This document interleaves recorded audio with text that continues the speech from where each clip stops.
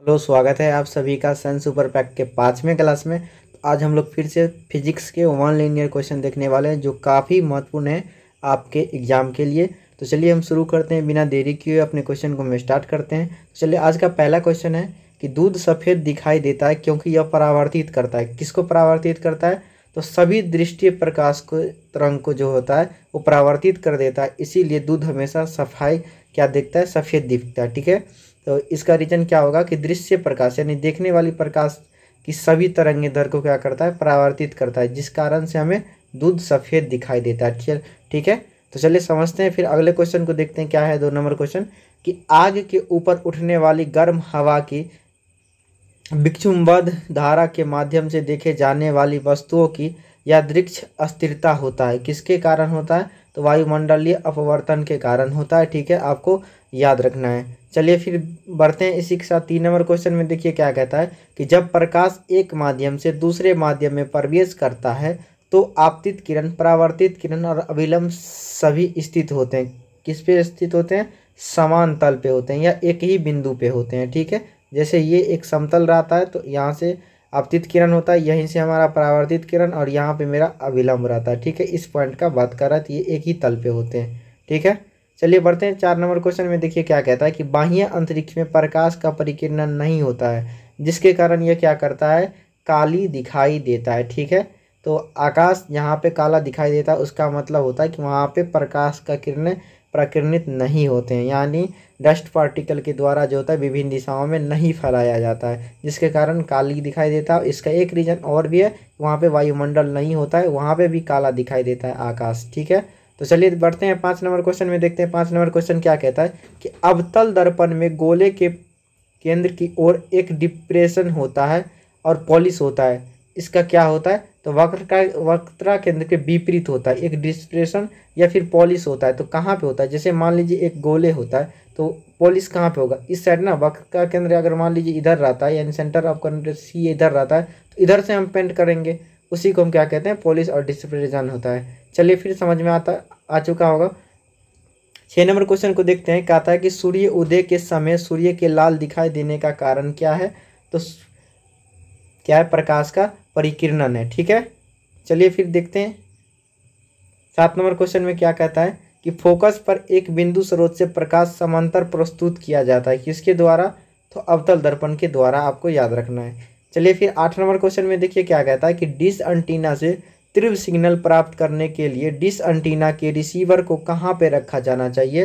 तो डिश के सामने एफ पर रखा जाना चाहिए, तब एंटीना रिसीवर को काम करेगा। ठीक है, चलिए फिर 9 नंबर क्वेश्चन में देखिए क्या कहता है कि यदि आवर्धन का चिन्ह ऋणात्मक है तो प्रतिबिंब की प्रकृति क्या होता है? वास्तविक, उल्टी और छोटा होता है, आपको याद रखना है। चलिए फिर इसी के साथ देखते हैं 10 नंबर क्वेश्चन में क्या कहता है कि जब एक पेंसिल को जल में डुबाया जाता है तो वह मुड़ी हुई दिखाई देता है। किसके कारण? अपवर्तन के कारण दिखाई देता है, रिफ्रैक्शन के कारण दिखाई देता है। ठीक है, तो फिर बढ़ते हैं अपने 11 नंबर क्वेश्चन में। देखिए क्या कहता है कि गोलीय दर्पण के मुख्य अक्ष के नीचे वस्तु के प्रतिबिंब की ऊंचाई क्या होता है?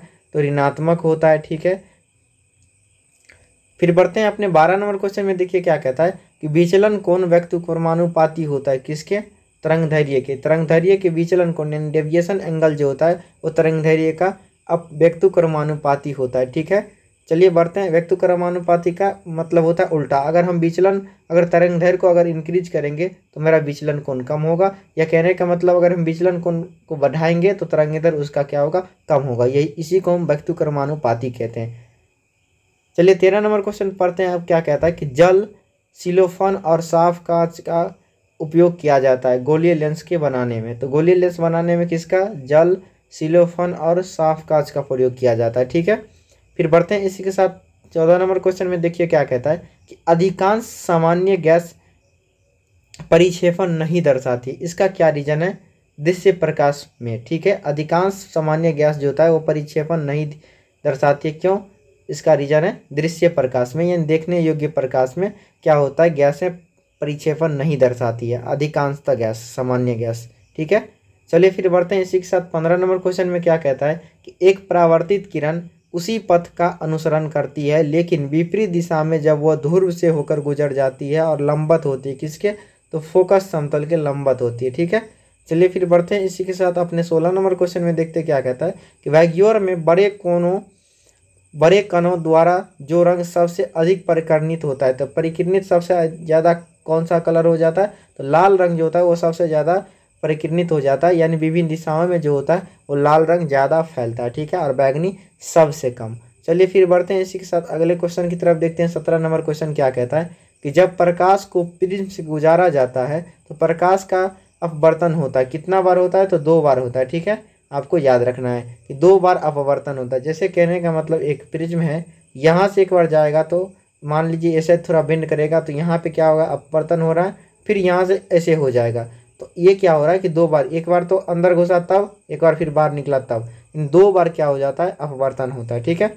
चलिए फिर बढ़ते हैं इसी के साथ 18 नंबर क्वेश्चन में। देखते हैं क्या कहता है कि जब हम पानी से भरे स्विमिंग पूल के फर्श का निरीक्षण करते हैं तो वो कैसा दिखता है, तो वास्तव में जितना गाढ़ा है उससे थोड़ा कम दिखाई देता है, ठीक है, क्यों, और इसका रीजन क्या है, इसका रीजन होता है अपवर्तन, ठीक है, आपको याद रखना है कि गाढ़ा दिखाई देने का रीजन क्या है, अपवर्तन होता है, ठीक है। चलिए फिर बढ़ते हैं इसी के साथ 19 नंबर क्वेश्चन में। देखिए क्या कहता है कि यदि अपवर्तनांक का मान बढ़ता है तो प्रकाश की दिशा का विचलन का मान क्या हो जाता है, बढ़ जाता है, यानी रिफ्रैक्टिव इंडेक्स अगर आप बढ़ाते हैं, यानी अपवर्तनांक बढ़ाते हैं तो क्या होता है, प्रकाश की दिशा में विचलन का मान हमारे बढ़ता है, ठीक है, आपको याद रखना है। फिर बढ़ते हैं उसी के साथ 20 नंबर क्वेश्चन में। देखिए क्या कहता है कि वक्रता केंद्र और ध्रुव के बीच की दूरी क्या कहलाती है, तो वक्रता त्रिज्या कहलाती है, ठीक है, ये आसान सा क्वेश्चन। फिर बढ़ते हैं इसी के साथ 21 नंबर क्वेश्चन में। देखिए क्या कहता है कि जब प्रकाश अभिलंब के अनुदेश आपतित होती है और वायु से जल में प्रवेश करती है तो प्रकाश की दिशा क्या होती है, वो नहीं बदलती है, ठीक है, आपको याद रखना है। फिर बढ़ते हैं 22 नंबर क्वेश्चन में। देखिए क्या कहता है कि अपवर्तन के सिद्धांत का प्रयोग किया जाता है किसमें, तो चश्मे में, चश्मे में जो होता है वो अपवर्तन का सिद्धांत का प्रयोग किया जाता है। फिर बढ़ते हैं इसी के साथ हम 23 नंबर क्वेश्चन में। देखिए क्या कहता है कि मुख्य अक्ष पर वह बिंदु जो गोलीय दर्पण की वक्र सतह से समान दूरी पर होता है वो क्या कहलाता है, तो वक्रता त्रिज्या कहलाता है, ठीक है। चलिए फिर बढ़ते हैं इसी के साथ 24 नंबर क्वेश्चन में। क्या कहता है कि इंद्रधनुष बनता है, इंद्रधनुष कब बनता है, तो अपवर्तन होता है उसमें, उसके बाद परिकिरणन भी होता है और विक्षेपण भी होता है, तो 3 प्रक्रिया इंद्रधनुष में लेते हैं, एक अपवर्तन, परिकिरणन और विक्षेपण भी लेता है, ठीक है, इसके कारण क्या होता है, इंद्रधनुष बनता है। चलिए ठीक है, फिर बढ़ते हैं इसी के साथ 25 नंबर क्वेश्चन में। क्या कहता है कि वह घटना जो प्रकाश के पथ को दृश्यमान बनाती है उसे क्या कहते हैं, तो प्रकाश का परिकिरणन कहलाता है, यानी वैसा घटना जो प्रकाश के पथ को क्या कर देता है, दृश्यमान बना जाता है, यानी परिकिरणन का मतलब होता है कि विभिन्न दिशा में डस्ट पार्टिकल के द्वारा जो होता है प्रकाश को फैला दिया जाता है, जिसके कारण पथ जो होता है वो दृष्टिमान हो जाता है, ठीक है। चलिए फिर बढ़ते हैं इसी के साथ 26 नंबर क्वेश्चन में। देखते क्या कहता है कि समतल और घुमावदार सतह दोनों पालन करते हैं किसको, परावर्तन के नियम को, यानी प्रकाश के परावर्तन का नियम, चाहे वो समतल प्लेन हो या घुमावदार हो। कहने का ये मतलब हुआ जैसे मान लीजिए ऐसा आपका ऐनक हो या फिर ऐसा हो, दोनों ही प्रकाश के परावर्तन के नियम को पालन करेगी, ठीक है। चलिए फिर बढ़ते हैं इसी के साथ 27 नंबर क्वेश्चन में।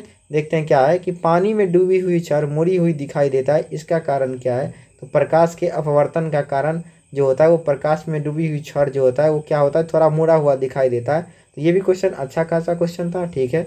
इसी के साथ देखिए अगला क्वेश्चन भी है क्या, नहीं, कुल मिला के आज के सेट में 27 क्वेश्चन थे, ठीक है।